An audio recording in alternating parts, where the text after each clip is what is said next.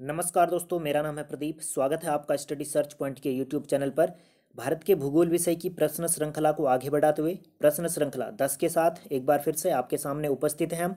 और इस प्रश्न श्रृंखला में भी हम भारत की पर्वत शिखरों के बारे में और घाटियों के बारे में चर्चा करेंगे। इससे पिछली प्रश्न श्रृंखला 9 पर भी हमने देखा था कि जो भारत के पर्वत शिखर हैं सबसे ऊंचे और कौन से राज्य में उनकी स्थिति है, उस पर हमने चर्चा करी थी। घाटियों के बारे में चर्चा करी थी। अगर आपने वो वीडियो नहीं देखा है तो प्लेलिस्ट में जाकर के देख सकते हैं, क्योंकि उसी के आधार पर ये वाली प्रश्न श्रृंखला आपके लिए बहुत ही महत्वपूर्ण है। क्योंकि जो भी चीज़ें वहाँ पर बताई गई थी तो उससे संबंधित जो भी प्रश्न बनते हैं, जो पूछे जाने की संभावना रहती है, जिन प्रश्नों को परीक्षा में जो पर्वत महत्वपूर्ण है तो वो सारे यहाँ पर समावेश करने की हमारी कोशिश रही है। तो आप उस वीडियो के अंक को प्लेलिस्ट में जाकर के देख सकते हैं। अगर आप हमारे चैनल पर पहली बार आए तो हमारे चैनल को सब्सक्राइब करके बेल आइकन अवश्य प्रेस करें, ताकि हमारे चैनल पर अपलोड किए जाने वाले वीडियो का नोटिफिकेशन आपको मिलता रहे। आप हमसे फेसबुक, ट्विटर और टेलीग्राम पर भी जुड़ सकते हैं। इसके अलावा आप सामान्य अध्ययन से संबंधित जानकारियों को पढ़ना चाहते हैं तो आप स्क्रीन पर दी गई हमारी ब्लॉग साइट की वेबसाइट को विजिट कर सकते हैं, या आप सीधे सीधे गूगल सर्च के माध्यम से स्टडी सर्च पॉइंट तक हमारे ब्लॉग साइट तक पहुंच सकते हैं। आपको गूगल में सर्च करना है स्टडी सर्च पॉइंट, तो आप हमारी ब्लॉग साइट तक पहुंच पाएंगे। सामान्य अध्ययन से संबंधित जितने भी विषय होते हैं उनसे संबंधित वीडियो के अंक हमारे चैनल पर लगातार अपलोड किए जा रहे हैं। आप इन वीडियो के अंकों को हमारे चैनल की प्लेलिस्ट में जाकर के देख सकते हैं, जो कि आगामी परीक्षाओं के लिए महत्वपूर्ण है। जहाँ पर भी सामान्य अध्ययन से संबंधित प्रश्न पूछे जाते हैं तो ये वीडियो के अंक खास तौर से महत्वपूर्ण और उपयोगी साबित होंगे, भले ही आप कोई सी भी परीक्षा देने जा रहे हों। क्योंकि प्रश्नों का स्तर जो हमने अपने वीडियो के अंकों में शामिल किया है वो निम्न स्तर से लेकर के उच्च स्तर के प्रश्नों को शामिल करा है। ये नहीं कि एक आसान स्तर से लेकर के जो कठिन स्तर के प्रश्न होते हैं वो सारे शामिल करे हैं। और अधिकांश चीज़ें प्रश्नों के माध्यम से हमने समावेश करने की हमारी कोशिश रही है, जो भी चीज़ें महत्वपूर्ण हैं। तो शुरू करेंगे आज का अपना ये वीडियो का अंक। वीडियो अगर आपको पसंद आता है तो अपने साथियों से भी साझा करें, साथ ही हमारे चैनल को ज़्यादा से ज़्यादा लोगों तक साझा करें, ताकि हमें भी आप लोगों तक अच्छी अच्छी जानकारी पहुंचाने में जो है कि हमारा भी मनोबल बढ़े। और आप वीडियो से संदर्भ में किसी भी तरह के सुधार को लेकर के, त्रुटि को लेकर के आप कमेंट बॉक्स में कमेंट कर सकते हैं। तो पहला प्रश्न आपकी स्क्रीन पर आया है और पूछा जा रहा है, निम्नलिखित में से कौन सा कथन यहाँ पर सही सुमेलित नहीं है। Option a bold peak Arunachal Pradesh में, ऑप्शन बी कलसुवाई महाराष्ट्र में, ऑप्शन सी ब्रह्मगिरी कर्नाटक में, ऑप्शन डी अगस्तमलाई तमिलनाडु में। तो कौन सा पर्वत किस राज्य में स्थित है, इन चार कथनों में से जो सुमेलित नहीं है ये आपको बताना है। देखिए, अगर आपने हमारा पिछला वीडियो का अंक देखा होगा, अच्छे से चीज़ों को नोट करा होगा, तो यहाँ पर आप सारे प्रश्नों के उत्तर करते चले जाएंगे, ऐसा हमें विश्वास है। क्योंकि जितनी भी चीज़ें यहाँ पर समावेश की गई हैं कुछ चीज़ों को छोड़ करके, तो सारी चीज़ें पिछले वीडियो के अंक में बताई गई हैं। क्रमबद्ध तरीके से वहाँ पर हमने बताया है, सारे पर्वतों को क्रम से हमने लगा करके आपको बताया हुआ था कि कहाँ कहाँ पर किनकी स्थिति है, पूरे मानचित्र में लोकेशन आपको दिखाई हुई थी। तो यहाँ पर आपको किसी तरह की दिक्कत अब नहीं होनी चाहिए। अगर इस प्रश्न की उत्तर की अगर हम बात करें तो ऑप्शन ए बिल्कुल यहाँ पर गलत है। क्योंकि अगर मानचित्र में इसकी लोकेशन हम देखते हैं तो यहाँ पर जो बोल्ड पिक है वो आपके लद्दाख के क्षेत्र में है, ना कि अरुणाचल प्रदेश में। अरुणाचल प्रदेश में बोल्ड पिक नहीं है, और ये लद्दाख और जो काराकोरम पर्वत श्रृंखला है उसके मध्य में है ये बोल्ड पिक। ठीक है, लद्दाख पर्वत श्रृंखला के अंतर्गत आता है बोल्ड पिक मुख्य रूप से, जो कि लद्दाख में है। ठीक है, तो इतनी चीज़ यहाँ पर आपको स्पष्ट हो गई होगी। कलसुबाई की बात करते हैं तो महाराष्ट्र की सबसे ऊंची चोटी है कलसुबाई। हरिश्चंद्र पर्वत श्रृंखला की जो है कि ये पर्वत चोटी है, यानी कि पर्वत शिखर है हरिश्चंद्र पर्वत श्रृंखला का। और ब्रह्मगिरी की बात करते हैं तो पश्चिमी घाट जो पर्वत श्रृंखलाएं हैं, सह्याद्री जिसको कहा जाता है यहाँ पर कर्नाटक और केरल में पश्चिमी घाट की पर्वत श्रृंखलाओं को, तो उसका ही पर्वत शिखर है ब्रह्मगिरी, कर्नाटक में है। अगस्तमलाई की बात करें तो अगस्तमलाई जो है कि पश्चिमी घाट की पर्वत श्रृंखलाएं हैं, जो कि अन्नामलाई पहाड़ी से लगा हुआ क्षेत्र है। तो वहीं पर ये तमिलनाडु में स्थित है अगस्तमलाई। ठीक है, तो इतनी चीज़ यहाँ पर आपको स्पष्ट होगी होंगी। बढ़ेंगे अगले प्रश्न की तरफ। दूसरा प्रश्न आपकी स्क्रीन पर पूछा जा रहा है, निम्नलिखित में से कौन सा कथन उत्तर से दक्षिण पर्वत चोटी का सही क्रम दर्शाता है। उत्तर से दक्षिण यानी कि आपको कश्मीर से कन्याकुमारी की तरफ आना है, इस तरह से आपको आना है। ठीक है, पहला कथन यहाँ पर है गुरु शिखर चोटी पहले आती है, फिर नीमगिरी चोटी आती है, फिर धूपगढ़ चोटी आती है। ऑप्शन बी है नीमगिरी गुरु शिखर और धूपगढ़। ऑप्शन सी है पहले नीमगिरी आती है, फिर धूपगढ़ आती है, फिर गुरु शिखर आती है। ऑप्शन डी है पहले गुरु शिखर, फिर धूपगढ़ चोटी, फिर नीमगिरी। तो इसका सही उत्तर आपको बताना था कि उत्तर से दक्षिण की दिशा में आपको क्रमबद्ध करना था। अगर मानचित्र में हम इन सारी चीज़ों को देखें, सही उत्तर जो होगा वह यहाँ पर आप देखेंगे कि गुरु शिखर सबसे पहले है राजस्थान में। सबसे ऊंची चोटी है किसकी, अरावली पर्वत श्रृंखला की, और इसकी ऊंचाई की अगर हम बात करेंगे तो इतने मीटर इसकी ऊंचाई है, 77-22 मीटर इसकी ऊंचाई है।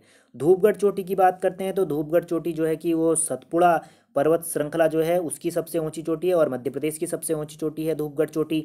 धूपगढ़ चोटी के बाद जो है कि जो अगली पर्वत श्रृंखला थी यहाँ पर नीमगिरी थी, तो नीमगिरी जो है कि उड़ीसा में है। तो आप देखेंगे कि दक्षिण, उत्तर से दक्षिण दिशा में ये सही क्रम हो रहा है, यानी कि पहले गुरु शिखर, फिर धूपगढ़, फिर नीमगिरी। तो सही उत्तर यहाँ पर क्या है, तो ऑप्शन डी बिल्कुल सही हो जाएगा। तीसरे प्रश्न की तरफ बढ़ते हैं। तीसरा प्रश्न आपसे पूछा जा रहा है निम्नलिखित में से कौन सा कथन सही सुमेलित नहीं है। एक तरफ राज्य दिया गया है, दूसरी तरफ उनकी पर्वत शिखर दिए गए हैं, तो कौन सा सही सुमेलित नहीं है ये आपको बताना है। ऑप्शन ए मिजोरम पर ब्लू पीक है, ऑप्शन बी केरल पर अनाईमुदी है, ऑप्शन सी ग्रेट निकोबार में माउंट हैरियत है, और ऑप्शन डी है लद्दाख में ग्रेसर ब्रूम है। तो इनमें से कौन सा कथन सही सुमेलित नहीं है ये आपको बताना है। अगर उत्तर की बात करें तो मानचित्र में देखेंगे हम, तो ग्रेसर ब्रूम हमने आपको बताया था काराकोरम पर है, लद्दाख में है, बिल्कुल सही यहाँ पर है। और ब्लू पीक की अगर हम बात करते हैं, ब्लू पीक या इसी के ऊपर जो है कि लुसाई पर्वत श्रृंखला को भी, लुसाई पर्वत भी इसी को कहा जा सकता है, और ब्लू पीक तो ये आपका मिजोरम में ही है, या नीला पर्वत, ठीक है, ब्लू पर्वत कह लें, नीला पर्वत कह लें, तो ये आपका कहाँ पर है, ये आपका मिजोरम पे है। तो ये वाला कथन भी बिल्कुल सही है। और दूसरा उसके बाद था कि जो माउंट हैरियत था, ठीक है, माउंट हैरियत ये अंडमान पे है, ग्रेट निकोबार नीचे है, यहाँ पर ये अंडमान का क्षेत्र है, तो अंडमान का क्षेत्र है, तो ये बिल्कुल यहाँ पर क्या हो जाएगा, गलत यहाँ पर हो जाएगा। तो ये आप यहाँ पर देखेंगे कि ये वाला डी वाला कथन जो है गलत हो जाएगा। और केरल में अगर बात करें, अनाईमुदी की बात हो रही थी, तो अनाईमुदी यहाँ पर आप देख लेंगे केरल में है, जो कि अन्नामलाई पर्वत श्रृंखला का अन्नामलाई पर्वत श्रृंखला की सबसे ऊंची चोटी है, और पश्चिमी घाट की भी सबसे ऊंची चोटी है, और दक्षिण भारत की भी सबसे ऊंची चोटी है, जिसकी जो ऊंचाई है 2695 मीटर इसकी ऊंचाई लगभग है, ठीक है, कितनी है, लगभग 2695 मीटर इसकी ऊंचाई यहाँ पर है। अगस्त माफ कीजिएगा, अनाईमुदी की, ठीक है, तो 2695 मीटर इसकी ऊंचाई है। तो मोस्ट इंपोर्टेंट है, ये आपको ध्यान देना है, ठीक है। चलिए अब बढ़ेंगे अगले प्रश्न की तरफ। अगला प्रश्न, चौथा प्रश्न आपकी स्क्रीन पर पूछा जा रहा है, निम्नलिखित में से कौन सा कथन हिमालय की चोटी का पूरब से पश्चिम की दिशा में सही क्रम दर्शाता है। पूरब से पश्चिम की दिशा में आपको जाना है, यानी कि अरुणाचल प्रदेश से जम्मू कश्मीर की तरफ, राजस्थान की तरफ आपको आना है, इस तरह से आपको चलना है आगे को, ठीक है। तो उल्टा चलना है, मतलब कुल मिलाकर के पूरब से पश्चिम की तरफ आपको जाना है। तो पहला जो कथन है, सबसे पहले पूरब में नामचा बारवा आता है, फिर कंचनजंगा, फिर धौलागिरी, फिर नंदा देवी आती है। ऑप्शन बी है पहले नामचा बारवा आता है, फिर कंचनजंगा, फिर नंदा देवी, और फिर उसके बाद धौलागिरी आता है। ऑप्शन सी है पहले धौलागिरी आएगा, फिर कंचनजंगा आएगा, फिर जो है कि मकालू माउंट आएगा, फिर एवरेस्ट आएगा। ऑप्शन डी यहाँ पर है मैकालू पहले आएगा, फिर उसके बाद धौलागिरी आएगा, फिर माउंट एवरेस्ट आएगा, फिर कंचनजंगा आएगा। तो इसका उत्तर अगर हम खोजने की कोशिश करें तो मानचित्र में यहाँ पर चलेंगे, तो सबसे पहले जो कथन यहाँ पर दिया गया था कि सबसे पहले तो कंचनजंगा आएगा, ठीक है। फिर उसके बाद जो है कि हम देखते हैं यहाँ पर नेपाल के क्षेत्र में जो है कि धौलागिरी आता है, ठीक है, धौलागिरी आता है। धौलागिरी के बाद जो है कि हम देखते हैं कि यहाँ पर जो है कि नंदा देवी आता है, ठीक है, नंदा देवी आता है। और उसके बाद कौन सा कथन यहाँ पर था, तो यहाँ पर जो कथन था सबसे पहले नामचा बारवा था अभी, ठीक है। नामचा बारवा कहाँ पर आता है, तो नामचा बारवा यहाँ पर अरुणाचल प्रदेश में आता है, यहीं नामचा बारवा दर्रा, यहीं पर नामचा बारवा से ही भारत में ब्रह्मपुत्र नदी प्रवेश करती है। तो नामचा बारवा हो गया, कंचनजंगा हो गया, और धौलागिरी यहाँ पर हो गया, फिर यहाँ पर नंदा देवी हो गया। अन्य जो ऑप्शन थे तो वो अलग अलग तरीके से दिए गए थे। एवरेस्ट यहाँ पर आता है, मकाओ यहाँ पर आता है, फिर उसके बाद कंचनजंगा का था तो पीछे आ जाता है, जो यहाँ पर सारे के सारे ऑप्शन अब यहाँ पर गलत हो रहे थे। ठीक है, पहले नामचा बारवा आता है, फिर कंचनजंगा आता है, फिर नंदा देवी, नंदा देवी से पहले धौलागिरी आता है, तो ये वैसे गलत हो जाता है। धौलागिरी जो है कि पहले नहीं आ सकता है, क्योंकि वो कंचनजंगा उन्होंने दे दिया उसके बाद, तो ये वैसे ही गलत हो सकता है। ठीक है, माउंट एवरेस्ट के बाद मकालो आता है, जबकि मकालो पहले लगा दिया है, तो ये भी बिल्कुल गलत हो जाता है। पहले मकालो आता है, फिर धौलागिरी आता है, ये तो सही था, लेकिन यहाँ पर माउंट एवरेस्ट फिर इसको पीछे कर दिया, फिर कंचनजंगा को पीछे कर दिया, तो ये बिल्कुल गलत है। ठीक है, बढ़ेंगे पांचवें प्रश्न की तरफ। पांचवा प्रश्न आपकी स्क्रीन पर पूछा जा रहा है, निम्नलिखित में से कौन सा सही सुमेलित नहीं है। ऑप्शन ए, पंचमढ़ी सतपुड़ा पर्वत श्रृंखला में ऊंटक मंडल, ठीक है, ऊंटक मंडल कह लें, ऊंटक मंड कह लें, ठीक है, और ये नीलगिरी पर्वत श्रृंखला में। ऑप्शन सी, कोडाई कनाल अन्नामलाई पर्वत श्रृंखला में। ऑप्शन डी, महेंद्र पर्वत पूर्वी घाट की पर्वत श्रृंखला। तो इनमें से कौन सा सही सुमेलित नहीं है, ये आपको बताना है। तो देखिए, अगर हम मानचित्र में ये सारी चीज़ देखें तो यहाँ पर सबसे पहले आप देखेंगे कि जो हमने कहा था कि ऊटक मंडल, सबसे पहले हमने कहा था कि वो तमिलनाडु में है, नीलगिरी की पहाड़ियों में, बिल्कुल ठीक है, ऊटक मंडल। ठीक है, और अगला जो पंचमढ़ी यहाँ पर था, पंचमढ़ी की बात होती है तो पंचमढ़ी ये यहाँ पर है, धूपगढ़ चोटी यहीं पर जो है कि पंचमढ़ी है, मध्य प्रदेश में सतपुड़ा पहाड़ी में है, बिल्कुल ये भी ठीक हो जाता है, पंचमढ़ी भी। ठीक है, ऊंटक मंडल भी यहाँ पर ठीक हो जाता है। ठीक है, जो कि नीलगिरी में है, तमिलनाडु, नीलगिरी की पहाड़ियों में आता है, तमिलनाडु में। ठीक है, और उसके बाद जो कि कोडाई कनाल की बात हो रही थी, कोडाई कनाल को जो है कि हमने यहाँ पर जो रखा हुआ था, कोडाई कनाल अन्नामलाई पहाड़ियों पर रखा हुआ था। कोडाई कनाल यहाँ पर अन्नामलाई की पहाड़ियों में नहीं है, कोडाई कनाल जो है कि अन्नामलाई की पहाड़ी में नहीं है। कोडाई कनाल यहाँ पर तमिलनाडु में पलनी जो हिल्स हैं, पलानी हिल्स या पलनी हिल, पलानी कह लें, पलनी कह लें, एक ही बात है, तो इस हिल में है, ना कि अन्नामलाई पहाड़ियों में। तो तमिलनाडु में सीधे सीधे है आपका कोडाई कनाल, जो कि पलानी हिल में है, और ये तमिलनाडु के डिंडीगुल जिला है, एक डिंडीगुल जिले के अंतर्गत आती है। ठीक है, डिंडीगुल जिले के अंतर्गत पलानी हिल्स में कोडाई कनाल हिल स्टेशन आता है, मोस्ट इंपोर्टेंट है। और ऊंटक जो मंडल है वो यहाँ पर नीलगिरी में आता है, तमिलनाडु में है। ठीक है, नीलगिरी की पहाड़ी में स्थित है ऊंटक मंडल। पंचमढ़ी जो है वो सतपुड़ा की है, जो कि जहाँ पर हमने आपको बताया था धूपगढ़ चोटी है, वही पंचमढ़ी वाला क्षेत्र है, हिल स्टेशन, मोस्ट इंपोर्टेंट है ये भी। महेंद्र पर्वत की अगर बात करते हैं तो ये पूर्वी घाट का यहाँ पर विस्तार है, महेंद्र पर्वत। ठीक है, मोस्ट इंपोर्टेंट है महेंद्र पर्वत, ये उड़ीसा आंध्र प्रदेश के यहाँ पर के क्षेत्र में की बात यहाँ पर हो रही है, महेंद्र पर्वत की। कौन से, यहाँ पर ये महेंद्र पर्वत, तो ये पूर्वी घाट का विस्तार है। ठीक है, महेंद्र पर्वत। चलिए बढ़ेंगे अगले प्रश्न की तरफ। छठा प्रश्न आपकी स्क्रीन पर पूछा जा रहा है, निम्नलिखित में से कौन सा युग में सही सुमेलित नहीं है। ऑप्शन ए, यहाँ पर एक तरफ राज्य दिया गया है और दूसरी तरफ जो है कि घाटियाँ दी है। पहला जो कथन है ये ऑप्शन ए सांगला घाटी लद्दाख में है। ऑप्शन बी, नेलांग घाटी उत्तराखंड में है। ऑप्शन सी, जुकू घाटी नागालैंड में है। ऑप्शन डी, शांत घाटी पलकक्कड़ पाल घाट में है। तो सही उत्तर आपको बताना है कि कौन सा सही सुमेलित नहीं है इन चारों में से। अगर आपने पिछला वीडियो देखा है, नोट्स अच्छे से बनाए हैं और वीडियो आराम से देखा है, तो यह प्रश्न श्रृंखला पूरी तरह से आप हल करते हुए चले जाएंगे, किसी भी तरह की दिक्कत नहीं होगी। सारी चीज़ें वहाँ पर हमने लोकेशन बताई हुई थी, सारी घाटियों के, सारे पर्वतों के बारे में। अगर बात करते हैं इस प्रश्न के उत्तर की, तो ऑप्शन ए बिल्कुल सही होगा, ये यहाँ पर गलत दिया गया है। अगर हम यहाँ पर देखते हैं कि जो आपका सांगला घाटी है, सांगला घाटी हमने आपको बताया था कि हिमाचल प्रदेश में है और किन्नौर जिले के अंतर्गत आता है। ठीक है, किन्नौर जिले के अंतर्गत हिमाचल में है ये। ठीक है, हिमाचल प्रदेश में आता है सांगला घाटी, ना कि लद्दाख में। और नेलंग घाटी उत्तराखंड में आता है, बिल्कुल ठीक है, उत्तरकाशी जनपद के अंतर्गत आता है नेलंग घाटी, तिब्बत के क्षेत्र से लगा हुआ है। 1962 के युद्ध के बाद इसको पर्यटन के लिए बंद कर दिया गया था, 2015 में इसको दोबारा से पुनः खोल दिया गया पर्यटकों के लिए। बहुत ही अपने रहस्यमयी के लिए ये नेलंग घाटी यहाँ पर जानी जाती है। जुकू घाटी की बात करें तो जुकू घाटी जो है कि वह आपके नागालैंड में है, और जुकू घाटी ये यहाँ पर जफू पर्वत है, जफू पर्वत, तो उसी जफू पर्वत की श्रेणी के अंतर्गत आता है जुकू घाटी। ठीक है, जुकू घाटी किस में आता है, जफू पर श्रेणी है पर्वतों की, तो जफू पर्वत श्रेणी के अंतर्गत जुकू घाटी आती है, नागालैंड में। शांत घाटी की बात करें, शांत घाटी हो, मौन घाटी हो या साइलेंट वैली हो, वो केरल में है, नीलगिरी की पहाड़ियों में ये आता है। और पलकक्कड़ पालघाट जनपद है, जिला है केरल का, तो उसी में ये आता है। ठीक है, तो मोस्ट इंपोर्टेंट आपको ध्यान देना है।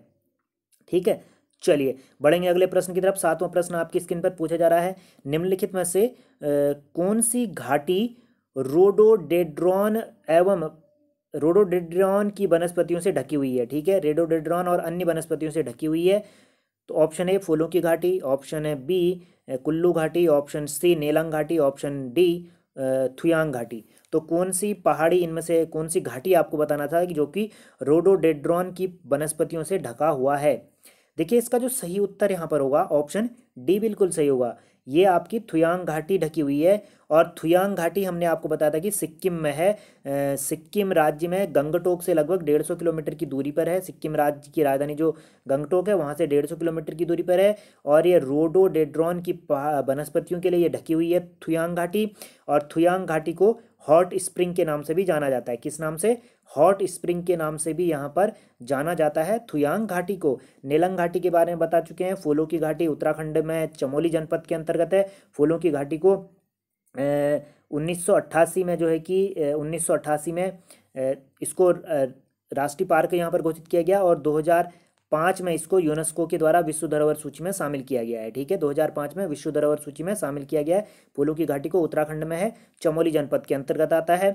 और कुल्लू घाटी जो है कि हिमाचल प्रदेश में है। ठीक है, कुल्लू घाटी हिमाचल प्रदेश में और नेलंग घाटी उत्तरकाशी में उत्तराखंड में है।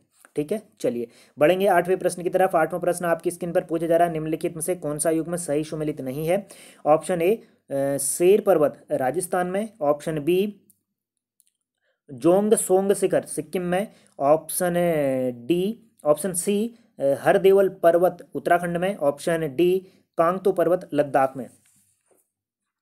तो देखिए इसका जो सही उत्तर यहाँ पर होगा ऑप्शन डी बिल्कुल सही होगा। कांगतो पर्वत लद्दाख में नहीं है। पिछले वीडियो में भी हमने सारे राज्यों के जो महत्वपूर्ण पर्वत हैं क्रम से आपको लगाते हुए दिखाए थे मानचित्र में। आप पिछला वीडियो आराम से देख सकते हैं। तो कांगतो जो पर्वत है वह आपके कहाँ पर है? अरुणाचल प्रदेश में है। और सबसे पहले हमने यहाँ पर बताया था कि अरुणाचल प्रदेश में एक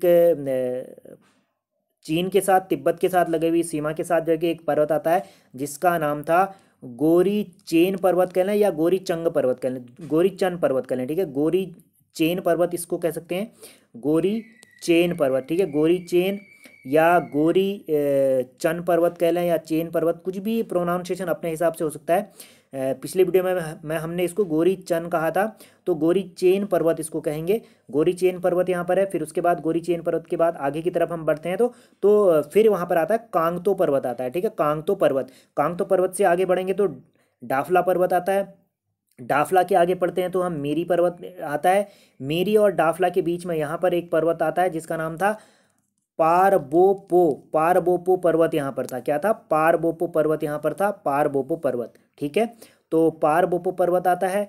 और उसके बाद आगे हम बढ़ते हैं मेरी पर्वत से तो यहाँ पर अबोर पर्वत आता है। अबोर के बाद आगे बढ़ते हैं तो मिसमी पर्वत यहाँ पर आता है। अबोर और मिसमी के बीच में यहाँ पर एक पर्वत और था जिसका नाम था कोमदी पर्वत। ठीक है, कोमदी पर्वत आता है। यहाँ पर अबोर पर्वत है, फिर कोमदी पर्वत है, फिर आपका आता है कौन सा पर्वत? मिसमी पर्वत। और मिसमी पर्वत से आगे अगर हम बढ़ेंगे तो यहाँ पर अंत में जाकर के एक पर्वत आता है जिसका नाम था किलिंगो पर्वत। ठीक है, किलिंगो, कैलिंगो कह लें, किलिंगो कह लें, कुछ भी इसको कह सकते हैं। ठीक है, कैलिंगो पर्वत कह लें। ठीक है, कलिंगो पर्वत या कैलिंगो पर्वत, किलिंगो पर्वत, कुछ भी आप इसको कह सकते हैं। ठीक है, कैलिंगो पर्वत आता है अंत में यहाँ पर।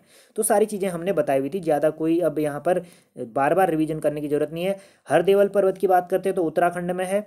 और ये हमने आपको बताया था कि उत्तराखंड में। और हरदेवल पर्वत जो है कि वो हाथी पर्वत से नीचे यहाँ पर आता है। हाथी पर्वत सबसे ऊपर आता है, हाथी पर्वत से नीचे जो है कि हरदेवल पर्वत आता है। हरदेवल से पर्वत से नीचे जो है कि कलंका पर्वत यहाँ पर आता है उत्तराखंड में। कलंका पर्वत के बाद हम देखते हैं कि त्रिशूल और नंदा देवी पर्वत आते हैं। ठीक है, त्रिशूल और नंदा देवी पर्वत यहाँ पर आते हैं, त्रिशूल और नंदा देवी, यानी कि ये चमोली वाला जो क्षेत्र है यहीं पर जो है कि हम देखते हैं हरदेवल पर्वत भी है। और जो कि उत्तरकाशी में गंगोत्री का ही विस्तार है, गंगोत्री के क्षेत्र में आता है। उत्तरकाशी में हरदेवल पर्वत आएगा। और हरदेवल पर्वत से नीचे जो है वो कलंका पर्वत, फिर त्रिशूल पर्वत आएगा चमोली में, नंदा देवी पर्वत चमोली में, फिर नंदकोट पर्वत आता है, फिर पंचाजुली आता है चमोली में, पिथौरागढ़ और चमोली के बॉर्डर में। ठीक है, तो ये सारी चीज़ें हम वहाँ पर बता चुके हैं पिछले वीडियो में भी। और जोंग सोंग शिखर की बात करती है तो सिक्किम में था जोंग सोंग शिखर, ठीक है। जोंग सोंग शिखर हमने सबसे पहले यहाँ पर बताया हुआ था कि सिक्किम में जो पर्वत शिखर यहाँ पर आता है सबसे टॉप में, अगर यहाँ पर हम बात करते हैं तो सिक्किम के क्षेत्र में सबसे पहले एक पर्वत आता है जिसका नाम है वैसे पौहुनरी, पौहुनरी पर्वत है, ठीक है। पौहुनरी पर्वत है। पौहुनरी पर्वत इतना आपको ज़्यादा याद रखना नहीं है। पौहुनरी, पौहुनरी से निचले जो पर्वत आता है जिसका जो बहुत ही महत्वपूर्ण है, खांग चेंग्याओ पर्वत आता है। खांग चेंग्याओ, ठीक है। खांग चेंग्याओ पर्वत यहाँ पर आता है। खांग चेंग्याओ पर्वत के बाद जो निचला पर्वत आता है, ठीक है, खांग चेंग्याओ पर्वत के बाद जो नीचे पर्वत आता है वो आता है जोंग सोंग पर्वत आता है। कौन सा पर्वत आता है? जोंग सोंग पर्वत आता है यहाँ पर इतने नीचे में, ठीक है। तो सबसे पहले कौन सा पर्वत आता है? हमने बताया था कि जो पौहुनरी पर्वत आता है, फिर उसके बाद जो कि खांग चिंग्याओ पर्वत आता है, फिर जोंग शोंग पर्वत आता है, फिर जोंग शोंग के बाद जो है कि लामो अंगदंग पर्वत आता है। लामो अंगदंग पर्वत आएगा। लामो अंगदंग पर्वत के बाद हम देखते हैं कंचनजंगा आता है। मोस्ट इंपॉर्टेंट है कंचनजंगा। कंचनजंगा से नीचे कौन सा पर्वत आएगा? जलंग कंग पर्वत आता है, ठीक है। जलंग कंग पर्वत आता है अंत में। चलिए बढ़ेंगे अगले प्रश्न की तरफ।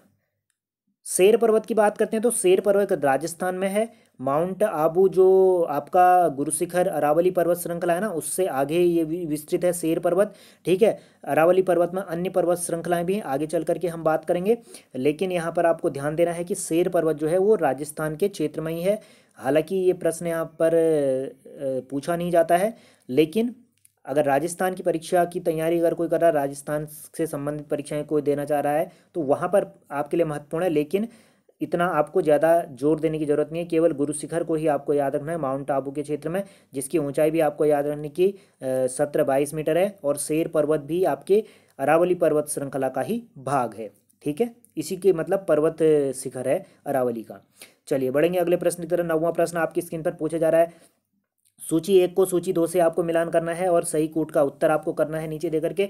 ऑप्शन ए जो है कि अरकू घाटी झारखंड में, और लेटलम घाटी आंध्र प्रदेश में, जुकाऊ घाटी मेघालय में, और पतरातू घाटी नागालैंड में। तो इन नीचे 4 कथन दिए गए हैं। इन 4 कथनों में से पहले का कौन सा उत्तर है? पहले का सी होगा, दूसरे का डी होगा, तीसरे का बी होगा, चौथे का ए होगा। तो इनको आपको मैच करना है, फिर मैचिंग करना है, ठीक है। तो किसका उत्तर कौन सा होगा करके, अगर उत्तर की हम बात करते हैं सीधे सीधे हम उत्तर में जाएंगे। अरकू घाटी, अराकू या अरकू घाटी, ठीक है। अराकू घाटी कह लें या अरकू घाटी कह लें, तो ये आंध्र प्रदेश में है। पिछले वीडियो में भी हमने बताया था कि विशाखापट्टनम के पास ये स्थित है, ठीक है। पश्चिमी पूर्वी घाट में है, ठीक है। पूर्वी घाट में मोस्ट इंपोर्टेंट बहुत ही ज़्यादा जो प्रसिद्ध घाटी है अराकू घाटी या अरकू घाटी है, आंध्र प्रदेश में पूर्वी घाट में, ठीक है। और जो अगला कथन यहाँ पर है लेटलम, लेटलम की अगर हम बात करते हैं तो लेटलम जो है वो आपके मेघालय में है। इससे पहले भी हमने आपको बताया मेघालय की जो प्रमुख जो घाटी है वो लेटलम घाटी है, मेघालय में, मोस्ट इंपोर्टेंट है। जुकाऊ घाटी की अगर बात करें, जुकोऊ घाटी की अगर बात करते हैं तो जुकोऊ घाटी आपकी कहाँ पर है? ये आपके नागालैंड में है जुकोऊ घाटी। और नागालैंड में एक और हमने घाटी बताई थी जिसको जुडेडू घाटी बता दी, जुडेडू घाटी बताया था, ठीक है। जुडेडू घाटी भी कहाँ पर थी? नागालैंड में ही थी जुडेडू घाटी। और उसके अलावा जुकाऊ घाटी भी यहीं पर थी नागालैंड में, मोस्ट इंपोर्टेंट आपको ध्यान देना था। और जो पतरातू घाटी कहा था हमने, पतरातू घाटी झारखंड में, मोस्ट इंपोर्टेंट है। एक घाटी है झारखंड की पतरातू घाटी, मोस्ट इंपोर्टेंट है, आपको ध्यान देना है, ठीक है। चलिए आखिरी प्रश्न की तरफ, 10वां प्रश्न इस प्रश्न श्रृंखला का आपसे पूछा जा रहा है, निम्नलिखित में से कौन सी पर्वत श्रृंखला राजस्थान में विंध्य पर्वत श्रृंखलाओं का विस्तार मानी जाती है? राजस्थान के क्षेत्र में यानी कि विंध्य पर्वत श्रृंखलाओं का विस्तार मानी जाती है, यह आपको बताना है। ऑप्शन ए डोरा पर्वत श्रृंखला, ऑप्शन ए बी मुकंदरा पर्वत श्रृंखला, ठीक है, मुकंदरा, ऑप्शन सी मांडव पर्वत श्रृंखला, ऑप्शन डी कैमूर पर्वत श्रृंखला। तो विंध्य पर्वत की जो श्रृंखला है उसका जो है कि राजस्थान में कौन सी पर्वत श्रृंखला इनमें से विस्तार मानी जाती है? विंध्य पर्वत का ही भाग है जो। देखिए इसका जो सही उत्तर होगा ऑप्शन बी बिल्कुल सही होगा। यहाँ पर मुकुंदरा जो पहाड़ियाँ हैं वो यहाँ पर विंध्य का विस्तार मानी जाती हैं। मानचित्र में अगर हम देखें तो यहाँ पर आपको ध्यान देना है कि ये पूरा का पूरा जो है विंध्य पर्वत श्रृंखलाओं का विस्तार है। यहाँ पर जो है कि मुकंदरा पर्वत श्रृंखलाएं हैं, ठीक है। कहाँ पर?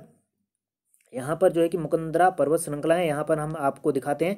ये यहाँ पर आप देखेंगे तो इस मानचित्र में आपको स्पष्ट नजर आ रहा होगा, यहाँ पर जो है कि मुकंदरा पर्वत श्रृंखलाएं विस्तार हैं इस तरह से। यहाँ पर फिर ये पूरी अरावली पर्वत श्रृंखलाएं हैं जो कि हरियाणा तक यहाँ पर जाती हैं, हरियाणा के यमुनानगर की, गुजरात के पालनपुर से लेकर के हरियाणा तक यहाँ तक ये जाती हैं। तो यहाँ पर जो है कि मुकंदरा पर्वत श्रृंखलाएं, कैमूर पर्वत श्रृंखलाएं जो है कि विंध्य पर्वत का पूर्वी विस्तार है, ना कि पश्चिमी विस्तार है, ठीक है। जो मुकंदरा पर्वत श्रृंखलाएं वो पश्चिमी और इसका पश्चिमी विस्तार है, मुख्य रूप से पश्चिमी और उत्तरी कह सकते हैं, ठीक है। पश्चिमी उत्तरी विस्तार है विंध्य पर्वत श्रृंखला का, और कैमूर जो है कि वो पूर्वी विस्तार है, ठीक है। मुख्य रूप से मुकंदरा पश्चिमी विस्तार ही आएंगी, ठीक है। इन सारी पर्वत शिखरों के बारे में हमने पिछले वीडियो के अंक में भी बात करी है, जिसमें हमने मध्य और दक्षिण भारत की जो पर्वत श्रृंखलाएं कौन कौन से क्षेत्र में विस्तृत हैं ये आपको बता रखा है।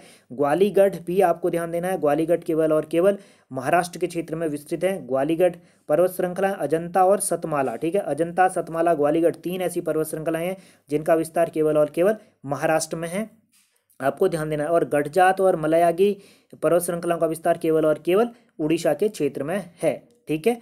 चलिए, तो इतनी चीज़ें यहाँ पर आपको स्पष्ट हो गई होंगी। उम्मीद है ये वीडियो का अंक आपको पसंद आया होगा।